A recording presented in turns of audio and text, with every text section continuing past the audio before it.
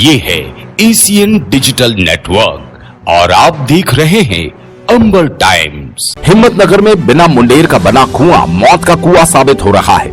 इस कुएं में 3 दिन पहले गिरकर मौत के मुंह में समाई एक गाय को निगम अमले की लापरवाही के कारण रविवार को निकाला गया। बताया गया है कि इस कुएं के आसपास अतिक्रमण भी था, जिसे मौके पर हुए विवाद के बाद हटाया गया। कुएं और अतिक्रमण को लेकर नागरिकों की थाना प्रभारी और निगम कर्मियों से तीखी बहस भी हो गई। रविवार को निगम ने मृत गौवंश को निकालकर अंतिम संस्कार के लिए भिजवाया। गौ भक्त आशु टांक ने बताया, इस कुएं में पहले भी गाय गिर चुकी है और एक महिला ने आत्महत्या भी की थी। भाई साहब, यहाँ पे गाय को कुएं के अंदर गिरे लगभग 3 दिन हो चुके हैं। 3 दिन के बाद इस गाय की सूचना संगठनात्मक हमारे विषय में आई, तो हमने इस गाय को निकालने के लिए नगर निगम की टीम को अवगत कराया कि इस गाय को निकालने में नगर निगम सहयोग करे। पर चूंकि नगर निगम की काफ़ी ढिलपोल होने के कारण नगर निगम के अधिकारियों को कल सुबह 12 बजे बोला गया था और आज दिन की सुबह की 12 बज रही है, 24 घंटे के अंतरकाल में इस गाय को न निकाला गया। इस गाय को न निकाला गया तो इसमें कहीं ना कहीं नगर निगम बहुत ज़्यादा अपने विषय में कार्य करने में, कामकाज करने में बहुत ढिलपोल वापर रहा है। अब इसके बाद में इसको कुएं को ढकने के लिए प्रोसेस के लिए हमने प्रोसेस करा कि इस कुएं को हाथों तुरंत ढक दिया जाए। तो इस कुएं को ढकने के लिए भी नगर निगम बोल रहे कि कल ढकेंगे, परसों ढकेंगे, नरसों ढकेंगे। तो वो कल को रिटर्न उस कुएं को ढकेंगे तो मतलब इसके लिए जिम्मेदार कौन लेगा? इसकी जिम्मेदारी कौन लेगा? कल अगर रिटर्न कोई गाय की कुएं के अंदर गिर जाती है, फिर उस गाय को एक और गाय को निकालने के लिए आप उन लोग को 24 घंटे का प्रोसेस करेंगे। तो चूँकि इसी विषय को लेते करते हो भाई साहब, इस विषय में गाय को अभी गाय निकाल दी गई है। गाय को कहाँ लेके जा रही है? गाय को भाई साहब इसी जगह पे, सरकारी जगह, इसी जगह से गाय को गड़वाया जाएगा। पुलिस कर्मी ने बताया, यहाँ के कुआं है, सरकारी बना हुआ है, इसमें पानी भरा हुआ था। वो क्या हो सकता, गाय चरने वरने गई हो, उससे क्या बाउंड्री थोड़ी छोटी थी, उससे 2-3 दिन पहले गाय कुएं में गिर गई थी। जो अपना अशुभ टाक लोग दोबारा देखा गया उसको। उसके बाद नगर निगम पार्टी आई, उसको गाय को निकलाया गया इनके सहयोग से, यहाँ की जनता की सहयोग से। और जो अवैध टाइप बड़े टपरे थी और नगर निगम द्वारा उसको तोड़ा गया और गाय को अंतिम संस्कार के लिए भेज दिया गया।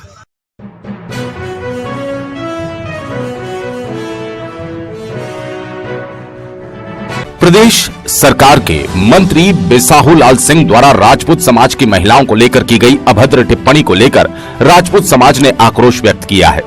राष्ट्रीय राजपूत करनी सेना के कार्यकर्ताओं ने बिसाहुलाल सिंह का पुतला जलाकर विरोध दर्ज कराया। राष्ट्रीय राजपूत करनी सेना के पदाधिकारियों ने चेतावनी दी है कि मंत्री पद से हटाए जाने तक बिसाहुलाल सिंह का विरोध जारी रहेगा। कार्रवाई नहीं करने पर भाजपा के बड़े नेता और मंत्रियों का प्रदेश स्तर पर विरोध किया जाएगा। वहीं भारतीय जनता युवा मोर्चा नेता अभिलाष पांडे द्वारा भी करनी सैनिकों के लिए अभद्र भाषा का उपयोग किए जाने पर करनी सेना के पदाधिकारियों ने विरोध दर्ज करवाया। प्रदेश सरकार के मंत्री बिसाहुलाल सिंह द्वारा राजपूत समाज की महिलाओं को लेकर टिप्पणी की गई थी, जिस पर राजपूत समाज और करनी सेना द्वारा प्रदेश भर में विरोध प्रदर्शन जारी है। सालाना बस स्टैंड तिराहे पर महाराणा प्रताप स्टैच्यू पर भी श्री राष्ट्रीय राजपूत करनी सेना के कार्यकर्ताओं ने विरोध प्रदर्शन कर बिसाहुलाल सिंह का पुतला जलाया। करनी सेना की महिला सदस्यों ने भी बिसाहुलाल सिंह के पुतले पर चप्पल मारकर विरोध दर्ज करवाया है। करनी सेना के संयोजक यादवेंद्र सिंह तोमर ने बताया, बिसाहुलाल सिंह का विरोध करनी सेना तब तक जारी रखेगी जब तक उन्हें मंत्री पद से हटा नहीं दिया जाता। महिला जिला अध्यक्ष सीमा देवड़ा ने बताया, बिसाहुलाल जी जो है, जिन्होंने आपत्तिजनक टिप्पणी महिलाओं पर, राजपूत समाज एरिया पर सभी महिलाओं के ऊपर इस तरह की टिप्पणी करी है, उसके विरोध में आज उनका हमने पुतला दहन किया है। और हमारी मांग सीधी है सरकार से भी कि उनको मंत्री पद से हटाया जाए। यही उनके लिए उचित सजा होगी, क्योंकि महिलाओं के अगर आत्मसम्मान या किसी बात में अगर इस तरह की हरकत होती है तो उसका परिणाम एक ही होता है। पहले के समय होता तो शायद इसकी जगह उनकी गर्दन काट दी जाती, पर आज का समय है लोकतांत्रिक, कम से कम उनको मंत्री पद से हटाना ही चाहिए। क्या करेंगे आगे? अगर नहीं होता है तो अगर इसका सोल्यूशन जल्दी से जल्दी नहीं होता है तो फिर वही जो सा पद्मावत के समय हुआ था और बीच में हुआ था, जितने भी नेता मंत्री आएंगे उनका विरोध होगा और अच्छी तरीके से। माफ़ी मांगने की बात आ रही है सामने। माफ़ी मांगने से गुनाह कम नहीं हो जाते, इस जगह बहुत गलत है। हम उनको जान से मारने का नहीं बोल रहे हैं कि आप उनको फांसी पर चढ़ा दो, आप उनको मंत्री पद से हटा दो, इतनी तो उनको सजा उनके लिए राज में होती है। अच्छा, इसके बीच में अभिलाष पांडे जी हैं, जिन्हें शायद वो भी युवा मोर्चा के प्रदेश अध्यक्ष हैं, तो वो भी शायद अभी थोड़े ज़्यादा फॉर्म में हैं और उनके मुंह से अगर लोकतांत्रिक आंदोलन हम करते हैं तो उनके मुंह से गालियाँ निकल रही है। तो उनके लिए सीधी चेतावनी है कि अब आए जरा रतलाम में। अभिलाष पांडे जी, गालियों के क्या होता है, गालियों का परिणाम क्या होता है, आपको यही बताएंगे हम। और कहीं भी जाएंगे वहाँ उनको कंडीशन है, उनको भी विरोध झेलना पड़ेगा।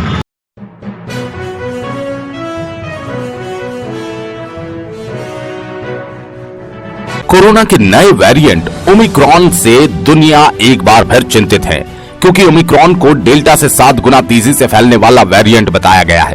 कोरोना का ये वायरस फैले इससे पहले ही शासन प्रशासन ने अलर्ट किया है। कलेक्टर कुमार पुरुषोत्तम ने आम जनता से वैक्सीनेशन आवश्यक रूप से करवाने और मास्क लगाने की हिदायत दी है।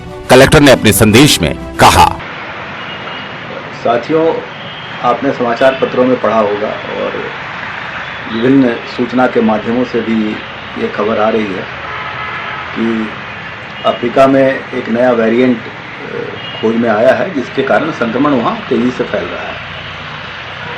अपने देश के कुछ हिस्सों में भी कोरोना के केसेज लगातार बढ़ रहे हैं। यद्यपि अभी ये राहत की बात है कि मध्य प्रदेश में और रतलाम में, वर्तमान में रतलाम में कोई केस नहीं है, लेकिन हमने पिछले अनुभवों से जाना है कि संक्रमण फैलने में देर नहीं लगती। सारे बाजार, सारे प्रतिष्ठान, हर तरह के प्रतिबंध अब हट चुके हैं, सब खुल चुके हैं बाजार। एक चीज़ जो देखने में आ रही है कि लोगों ने लापरवाही बरतनी शुरू कर दी है। मास्क कोई भी नहीं लगा रहा और अभी भी 1 लाख से ज़्यादा लोग हैं जिनका वैक्सीन का सेकेंड डोज पेंडिंग है। मतलब उनका समय तो हो गया है सेकेंड डोज का, लेकिन वो लगवाने नहीं आया है। ये दोनों स्थितियाँ जिले के लिए बहुत चिंताजनक है। हम ऐसे लोगों को खोजने का प्रयास कर रहे हैं।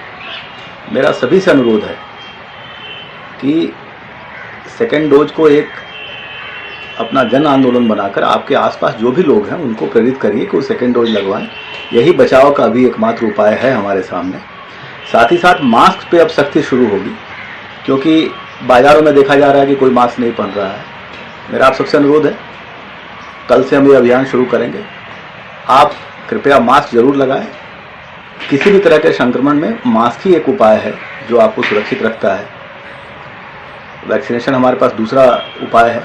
इन दोनों चीज़ों का अगर हम कड़ाई से पालन करें तो निश्चित तौर पे जो आगामी संकट की बात विश्व के कई देशों में हो रही है, उससे हम अपेक्षाकृत सुरक्षित रह पाएंगे।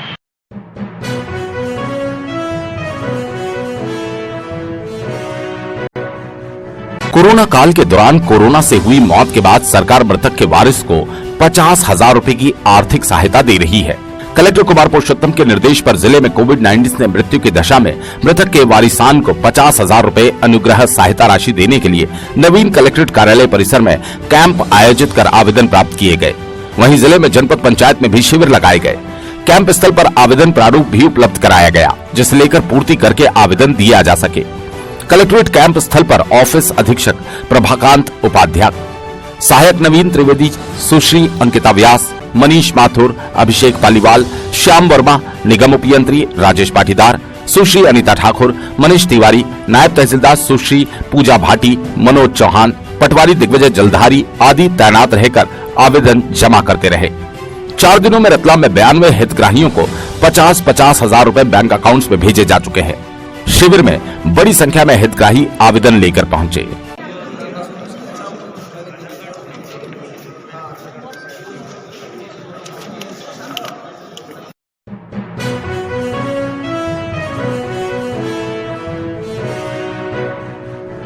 शहर में अन्नकूट का सिलसिला लगातार जारी है।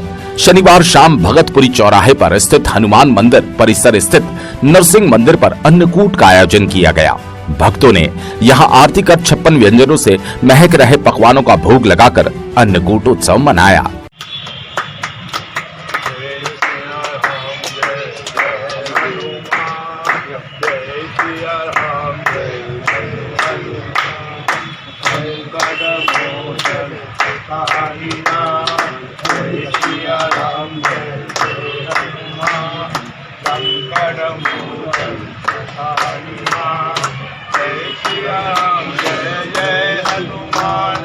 संकट मोचन कृपानिधान जय श्री राम। बाद में प्रसादी भंडारे का धर्म प्रेमियों ने लाभ लिया।